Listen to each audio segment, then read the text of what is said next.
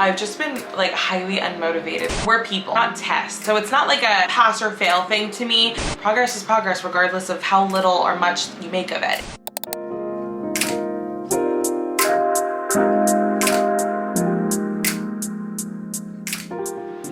Hello everyone, welcome back to the channel. If it's your first time here, welcome. I'm Lorianne. This is my little space on the internet to share all of the things, and I'm so glad that you're here. I know it's been a minute since my last video, and one of my goals for 2023 was definitely to be more consistent on here. I really have no excuse. I'm the same level of busy, really.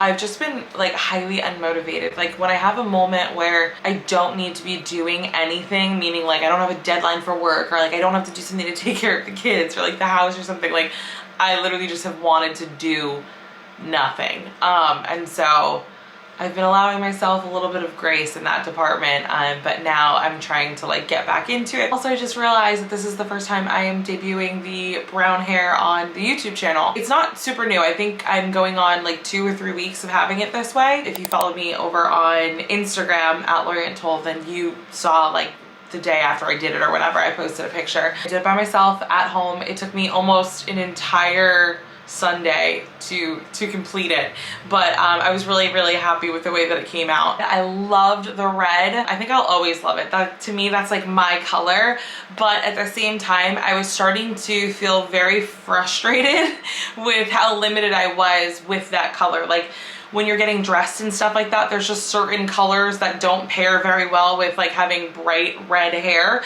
And so I felt like I was so restricted in my wardrobe, and I could only really wear blacks and like whites and neutrals, because if I put on my favorite like Kelly green like shift dress that I usually wear to like work and stuff like that, I would look like Christmas. So there was like a whole like section of clothes in my closet that I just like could not wear anymore, and I was like, this is kind of silly. Like there's things I want to wear, there's colors that I love that I really want to start adding back into my closet, but my hair is limiting me. So I went back to brown after going back and forth with it for like over a month. I have to say I am very happy, and it is way easier getting dressed in the morning because my hair goes with literally anything. I can throw on anything, and I know that it's not going to clash with my hair. All right, so let's dive into the point of this video, which is to recap the January monthly challenges that I've set for myself, and then tell you guys about what my February monthly challenges are. So for January, I had 4 goals that I had given myself to work on, and I want to kind of run through what they are and how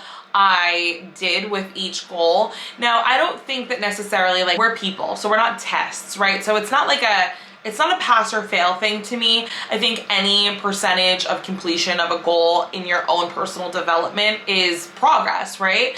If you don't work on anything, you're not progressing. But even if you work on a goal 20%, that's still 20% progress. And I will take 20% progress on myself over 0% any day. So I try not to be so hard on myself where it's like, okay, if I didn't do this goal 100%, I failed this goal. Like, I don't want to look at it like that. And I think that when you do look at your achievement with your own personal goals like that, it tends to be discouraging too, right? Because if it happens too many times, if you make it 70%, but you don't make it 100%, and you're that hard on yourself over that 30% instead of looking at it as 70% as progress, then you start to become discouraged, and you start to be like, I'm not setting these goals anymore. I'm not even able to complete them. Like, why am I even bothering?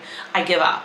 And I don't want to have that mentality, and I don't think any of us should. And again, progress is progress regardless of how little or much you make of it. It's still moving in a positive direction. My first goal for January was to read 1 book, and I was planning on reading Where the Crawdads Sang because I already have the book. My mom read it and she gave it to me and was like, oh, you'll really like it. I will be honest, I started to read it, but I feel like it starts off kind of slow, and I have a really hard time getting into books that have a slow start. So full transparency, I did not finish reading that book. I did not, and I don't even feel bad about it because I like to read for like enjoyment. So if I'm not enjoying what I'm reading, there's no point in me reading it. It's almost like a punishment rather than a reward for like, you know, relaxing after a long day or something like that. So I don't know if I'm going to give that book another chance. I feel like I should because I've heard so many good things about it, but I'm just having a really hard time getting into it.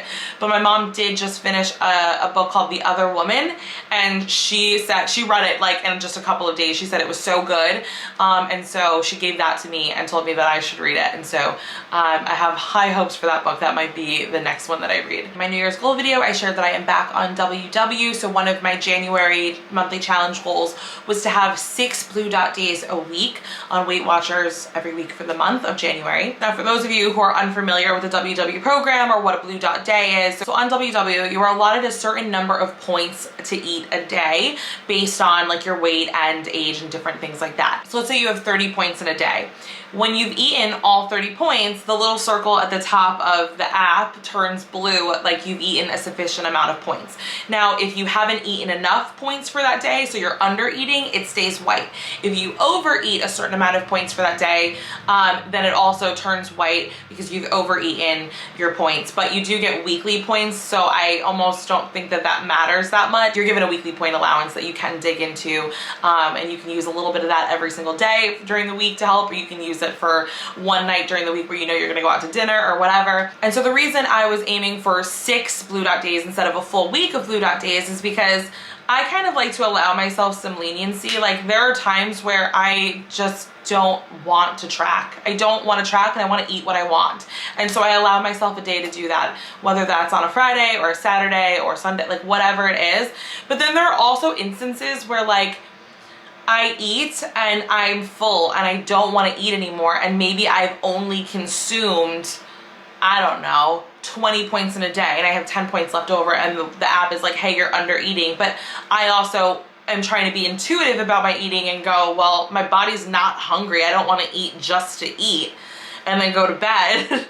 I'd rather just end the day with a white dot. So that's why I've kind of aimed for like 6 days of Blue Dot eating and then one day to kind of do whatever it is that I want to do. And I will say I was actually pretty successful. I'm gonna pull up my app so that I can see it in front of me as I talk to you guys. But my first week I actually had all Blue Dot days, and then my next week I actually had 6 Blue Dot days and 1 white dot day. Following week, oh, this is when we went to New York, so I actually had 2 white dot days and then 5 Blue Dot days. And this past week I actually had 6 Blue Dot days and 1. And so I count that as like a success with that goal, because I don't really know how to gauge the percentage of how well I did. The next little monthly challenge or goal was that January was supposed to be a no spend month. Just to recap what a no spend month is, a no spend month, obviously you're spending money on your essentials. You're spending money on your bills, your mortgage, groceries, things that you need for your kids. I personally make allowances for things that I know I have to do in that month. So for example, if I know that it's somebody's birthday, I budget for a birthday gift and I don't say like, oh, I can't go to the party because it's a no spend month. So basically what I'm cutting out is spontaneous trips to Target, or trips to Target where I go for 2 things and leave with a cart full of stuff.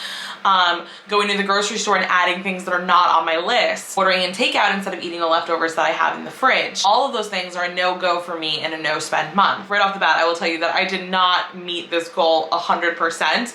I would say that January ended up being more of a low spend month than a no spend month. I did really good when it came to not spending extra money in the grocery store or like in Target. I literally haven't even stepped into Target, I think, but maybe one time. I've been doing order pickup, and the same with the grocery store. I've been doing all of my shopping online. Also, sometimes Amazon shopping can be a trigger because it's just so easy to buy and then it just shows up. And I know a lot of people struggle with that. So what I've been doing is like adding things to my cart and then leaving them there and reassessing in a couple of days if I still need it. And a lot of the times my mindset has changed, so I'm like, I can live without that, or I can wait another couple months before I buy that. Where I struggled and it turned more into a low spend month than a no spend month was that we had a trip to New York planned. We were given tickets to see Michael Jackson on Broadway from Mike's parents for Christmas, and we were going with his brother and our sister-in-law. It was a daytime play, but back in December we had all kind of discussed potentially like,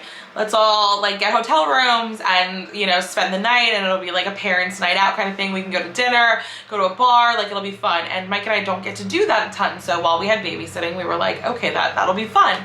And so we knew we were gonna have to pay for the hotel. We had budgeted that, we had put that away, that was fine. And and then we knew we were gonna have dinner. So again, we put aside money like mentally, like for here and there. But again, it's New York and like inflation, and I have to tell you, there was no amount of budgeting that we could have done in advance to predict how much we were gonna spend in that one like day and evening in the city. I shared this on my Instagram, but I will just tell you here because it's mind-blowing. We got to the play a little bit early, so we stopped at the bar and we got cocktails so that we could like sit and, you know, enjoy a little drink with the show. And I got a vodka and tonic and Mike got a vodka and Sprite. These two drinks cost $35 a piece. So that's $70 plus tax, plus then a tip. And I think we spent $86 or $87 on drinks, 2 drinks to watch the play. That was before we even went to dinner, like just $80 something on 2 cocktails. Crazy, I know. So because of that, my no spend month kind of got downgraded to a low spend month, but I digress. It was a fun weekend. We definitely needed it, well deserved. And my last January goal was to declutter or organize one space in my house. I initially wanted this space to be our bathroom because around Thanksgiving, I did like a mini like organization just to kind of like clean out the cabinets and stuff like that. But I didn't have all the things that I needed to truly organize it the way I wanted to. But then with it being a no spend month, I didn't want to spend money on organizational like bins and tools and things like that. So I was like, I can't do that one. I have to pick a more simple space. But I actually ended up like cleaning out and organizing were the cabinets in my office. So I'm in my office right now on the couch. On the other side of my office, I have this beautiful like wooden built-in. Top part of it is open shelving and the bottom of it is 4 cabinets. And it is great storage space. I was not using it the most efficiently, and I'm still not really using it the most efficiently because again, I didn't want to buy bins and baskets and things to really organize it. And then there are still certain things that I have in there that I think would make more sense to store them in other areas in our home, but I have to make the space for them there as well. So they're still in there, but for the time being, I got rid of a whole bunch of junk that was in there because when we moved, stuff just got thrown in there and it never went through it, like cables and cords, and there was like an extra hose to the washing machine that was in there, like the wildest things. And I went through it, got rid of all of that stuff, like took like 2 garbage bags out of that cabinet. Then I organized what was left over. And so it is a lot neater. I know what's in there now, and it kind of gives me less agita to have to go in there, which is great. Now I am pulling up my February goals. I have them written down in this new app. I'm trying out a new like planning system for my life, for everything.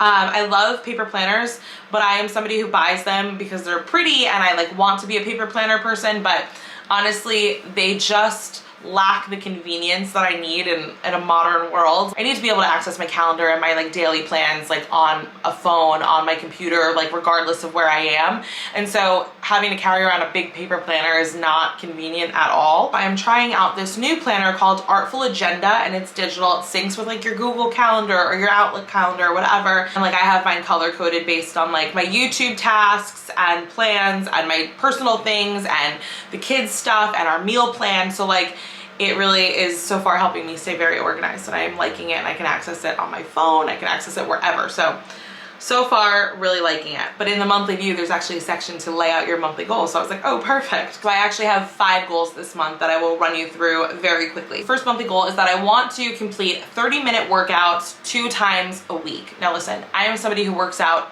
0 times a week. So I was not gonna set a lofty goal for myself to work out, you know, an hour 3 days a week or 4 days, like it's not gonna happen. You gotta start slow, okay? My grandfather always said, start low, proceed slow, climb higher, catch fire. And I live by that saying. So we're starting off with 2 30-minute workouts a day. That could literally be anything. It could be a walk if it's a nice day. It could be a little strength training circuit like in the house, in the living room. I'm not being super strict on what the workout is. I just want to start moving my body more, and this is kind of a way to get me to do that. The next goal is to drink 120 ounces of water a day.